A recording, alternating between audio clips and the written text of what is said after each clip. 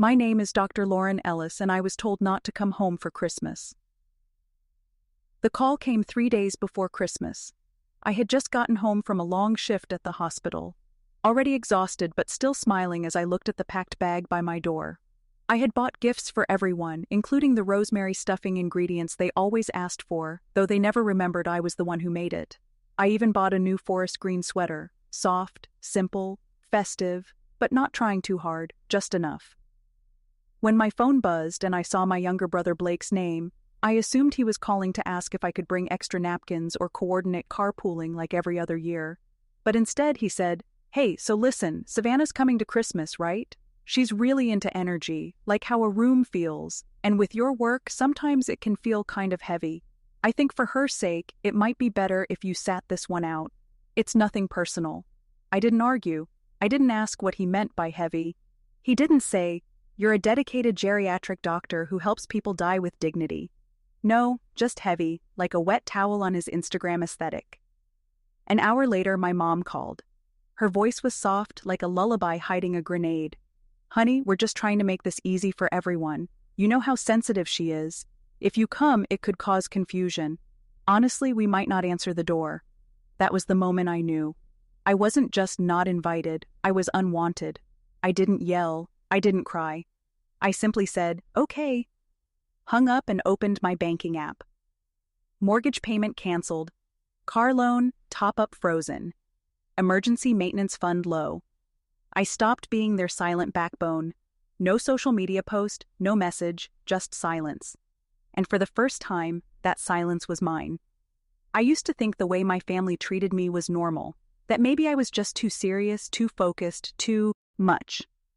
Growing up, I was the oldest. The trial run, as my dad once joked at a barbecue right before handing Blake the bigger slice of cake. Blake the golden boy.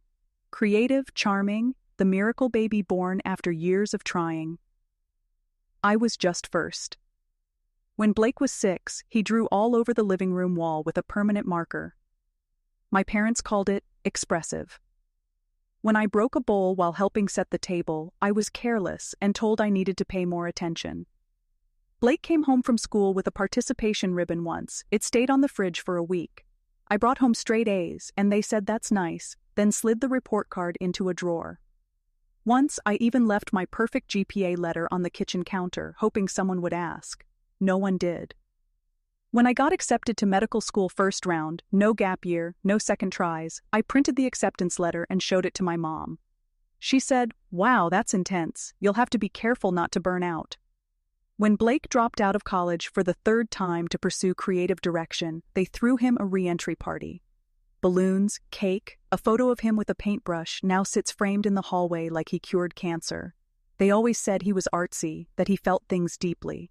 I once found my sketchbook in the recycling bin under grocery store flyers. When I asked, they said they thought it was scrap paper. But I kept going. I worked hard. I graduated early. I got licensed. I started treating elderly patients, people who had been dismissed, forgotten, left to decline alone. I gave them my time, my energy, my whole heart. At home, I gave just as quietly, fixed their plumbing, paid off a lingering home repair bill without being asked. Lent Blake money when his freelance gig fell through. Never asked for it back, never even mentioned it. But none of that mattered because in my family's eyes, Blake was the star. And I, despite everything, was just the one who always showed up on time and didn't complain until I didn't. There's a strange kind of pain in being the person everyone relies on, but no one really sees. That was me, the fixer, the helper, the one who quietly covered the cost of a new water heater when theirs broke down in February. The one who spotted the overdraft on my parents' account and transferred money before they even noticed. The one who booked Blake's flight home for Thanksgiving last year when he said he was a little strapped after buying new camera equipment. And I never said no. Not once. Not when my mom needed co-pays for her physical therapy. Not when Blake called me from the side of the road because his car battery had died again. I bought him a new one that week. I was useful, and I thought that meant I was valued. But I started noticing the pattern. The way my contributions were invisible until they stopped. The way they forgot who had helped, but remembered who had made things uncomfortable. When I was there, I was too quiet, too serious, too intense. When I wasn't there, things were lighter, easier, more fun. Still, I kept helping. Out of love, I told myself. Out of obligation, maybe. Or maybe just out of habit. But that night, after they told me not to come to Christmas, something inside me shifted. It wasn't rage, it was realization. I opened my bank app and paused each recurring transfer. The $800 monthly top up to their mortgage. Gone. The rainy day account I kept for family emergencies. Locked. The $200 Blake still owed me. I knew it would never come back, but I wouldn't let another cent go his way. They wouldn't feel it right away. That's the thing about being silently useful. It's only when the support disappears that people realize it was there at all. I didn't announce my withdrawal. I didn't post a passive-aggressive quote online. I didn't even tell my friends. I just let the silent sense settle in. And for the first time, it felt like peace. Christmas came and went. I spent it alone in my apartment with a mug of hot tea and a blanket that still smelled faintly like rosemary and fabric softener. I didn't open the gifts I had wrapped. I didn't light the tree. I didn't cry either. I just sat still. There was a strange power in not showing up where I wasn't wanted. But the day after Christmas, my phone buzzed. Not once, 3 times. My mother. Ignored. Then a text. Can you answer? You've done enough damage already. My stomach dropped. Then a new call. This time from my dad's sister. The only one in the family who still sent birthday cards with little notes in them. I answered. What happened yesterday? She asked softly. They're saying you ruined Christmas, but you weren't even there. I blinked. I ruined it. She hesitated. Something happened with Blake's girlfriend, Savannah. She left early. There was yelling. Then your name came up. That was all she knew, but it was enough. Later that evening, Aunt Claire called again. She had pieced together more. Apparently, Savannah had seen a photo of me in their living room, just an old snapshot, probably from a birthday years ago, and she recognized me. You saved my grandmother, she had said. You're Dr. Lauren Ellis. The room, Claire said, went completely still. What followed wasn't clear, only that Savannah asked if I was the sister they talked about, and whatever she heard next made her quietly gather her things and leave. I didn't need the details. I could imagine it all too well. They probably joked about me as they always did, that I lived in hospitals, that I made things too serious, that I was hard to love. Maybe they even repeated that awful line Blake once said. Lauren is basically death in a pantsuit. It wasn't new. But this time, someone else had been listening. Someone who didn't grow up believing that cruelty was just how family speaks. Someone who remembered the doctor who stayed by her grandmother's side when every other physician had given up. Someone who saw me without being told how to see me first. That's how I ruined Christmas. By not being there to maintain the illusion. By not showing up to smile politely while they carved me into a cautionary tale. By being remembered unexpectedly for the good I had done for someone who wasn't them. 2 days passed before I got another call. This time it was from my mother. She didn't say hello. She just launched in, her voice already tense. I don't know what you said to her, but now your brother is a mess. Savannah blocked his number. She won't speak to him. And she posted something online about being treated like garbage by the family of a woman she admires. There was a sound of glass clinking in the background. Maybe she was pacing in the kitchen. Maybe pouring herself a crisis glass of wine. Probably both. She tagged your photo, she added sharply, like I'd committed a crime. I didn't say anything. I let her talk. Eventually, she reached the point. We need you to speak to her. Just clarify that there was no bad intention, that she misunderstood. Right. Because I was the family's PR department now. Damage control for the same people who had uninvited me from the dinner table. She's ruining your brother's future, my mom said. Quieter now. His name is being dragged in those art circles she's part of. You know, all that stuff in New York. He's being blacklisted. I almost laughed, not because it was funny, but because of how absurd it was. They had spent decades trying to make me invisible. And now the consequences of that invisibility were finally landing somewhere they cared about, their image. I didn't respond. I just said, "I'll think about it." I didn't think about it. Instead, I opened Savannah's post. It wasn't angry. It wasn't even dramatic. It was just honest. She wrote about the doctor who had saved her grandmother, about walking into a family celeb's ration hoping for warmth and instead hearing people joke about that same woman. She wrote how shocked she was that someone so kind and impactful could be so ridiculed by her own family. She didn't use names. She didn't have to. One line stood out. "Some people hide cruelty behind polite smiles and holiday lights. But the moment I saw that photo, I remembered what real kindness looks like. And it wasn't anyone sitting at that table. It went viral in her circles. People were sharing it, commenting, tagging others. And for the first time, none of those voices were calling me difficult or heavy. They were saying, I mattered." That same night, just before I went to bed, my phone buzzed again. This time, it was a voicemail. Not from my mother, not from Blake, not even from my father, who only ever calls when he needs help resetting his email password. It was from Savannah. Her voice was quieter than I remembered from the one video Blake had sent weeks ago. Less airy, less polished, more real. "Hi, I'm so sorry to reach out like this. I got your number from your aunt. I hope that's okay. I needed to say something." There was a pause, a long one. "I didn't know. I didn't really know who you were, but I recognized your photo. You treated my grandmother years ago. She still talks about you. She says you changed everything. You didn't give up on her when others did. You were kind, you were present. You made her feel like she mattered." Another pause. Her voice cracked slightly this time. "I'm sorry about what happened and what was said about you.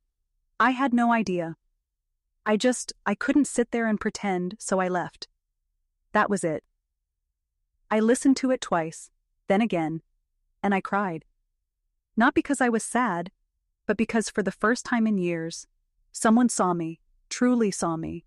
Not through the filter of family expectations or decades of dismissal, not through the lens of too serious or too intense, not as a shadow standing behind the golden child, just as me. Savannah didn't ask for anything. She didn't suggest we reconnect or meet up for coffee. She didn't try to fix what she hadn't broken. She simply acknowledged the truth, and somehow that did more to heal me than 1,000 empty apologies from my own family ever could. 3 days later, a small package arrived in the mail. It was a letter, handwritten on thick paper. Ink smudged slightly in the corners. Inside, Savannah wrote more about her grandmother, how she still did yoga twice a week, still walked to the farmer's market, still told the story of the young doctor who looked her in the eye and said, "You're not done yet." She thanked me not just for saving a life, but for showing her what real strength looked like. I framed the letter, hung it beside my desk, the same desk where I finish patient notes every evening. And for the first time in years, I didn't feel like I had to prove anything. Not to them, not to anyone. Just when I thought the dust had finally settled, my inbox lit up. Subject line: "Let's reset things." It was an email signed by all three of them, my mother, my father, and Blake. A united front, as if they were submitting a group project. The tone was exactly what I expected from people who believed apologies were a form of negotiation. They didn't say sorry, not directly. Instead, they acknowledged that emotions had run high and that they regretted how things may have been perceived, which in plain English translates to, "We still think we're right, but we're afraid of the consequences." They suggested a family brunch, neutral territory, open-hearted discussion, they called it, and then, buried in the fourth paragraph, they mentioned it. They'd really appreciate it if I reached out to Savannah and asked her to take down her post. There it was. The real reason for the sudden olive branch. The branch wasn't a gesture of healing. It was a bargaining chip, an attempt to restore Blake's reputation in the art circles. Savannah moved in to clean up the mess they'd made, using me as the mop. I didn't respond. The next morning, the escalation began. My father called one of my hospital administrators, someone he'd met once at a charity event, and told him I had been acting emotionally unstable lately, said he was concerned for my well-being. Yes, he tried to gaslight my workplace to discredit me. Thankfully, the administrator called me right away, apologized, told me I had nothing to worry about. So, that bridge burned. Then came the group text to extended family, carefully crafted half-truths, no mention of me being excluded, no mention of the comments made behind my back. Just a whole lot of, she's tearing the family apart, and we're so worried about her mental state. 2 cousins I hadn't heard from in years reached out. One offered me a yoga retreat voucher, just in case you're going through something. Finally, the last move, the most desperate one. A visit. It was a quiet Sunday afternoon when I heard the knock. I peeked through the peephole. There they were, my parents. Blake. I opened the door, leaned against the frame, arms crossed. "We just want to talk," my mom said gently. I didn't move because by then I finally understood something. They weren't here for me. They were here for the version of me that had always cleaned up their messes. And that version no longer lived here. They stood there for a while, waiting, hoping maybe that I would fold like I used to, that I'd invite them in, that I'd make it easy again. But I didn't. After a few moments of silence, I said no. Just that. No explanations, no anger, no performance. I closed the door. And I didn't feel guilty. Instead, I made myself a cup of tea, sat at my desk, and looked at the letter from Savannah framed in a soft wooden border. It reminded me that the most meaningful recognition often comes from people who have nothing to gain, who simply see you because they've been paying attention. I thought about all the years I had spent trying to earn the love of a family that only ever measured me against a version of themselves they wanted to believe in. The golden child, the artist, the one who made them look good. But I wasn't created to make them feel comfortable. I was born to heal, to hold hands with people on the edge of goodbye, to listen when others turn away. And in doing that, I had made a difference, a real one. I didn't save lives for praise. I didn't cancel payments for revenge. I didn't walk away to prove a point. I walked away because I finally saw the truth, and once you see it, you can't unsee it. There's power in silence, in choosing not to explain yourself to people committed to misunderstanding you. There's strength in setting boundaries and keeping them, in knowing that your worth doesn't need a family consensus to be real. As I filed my patient notes for the night, I felt something I hadn't felt in years. Peace. So, to anyone out there who's been made to feel like they're too much, too serious, too inconvenient, let me tell you this. You are not too much, you are not the problem, and you never needed to shrink to fit into someone else's story. Write your own. And if this story resonated with you, if you've ever been made to feel invisible by the people who were supposed to see you most, please take a moment to like, share, or comment. Because sometimes the quietest stories carry the loudest truths, and sometimes not showing up is the most powerful thing you can do.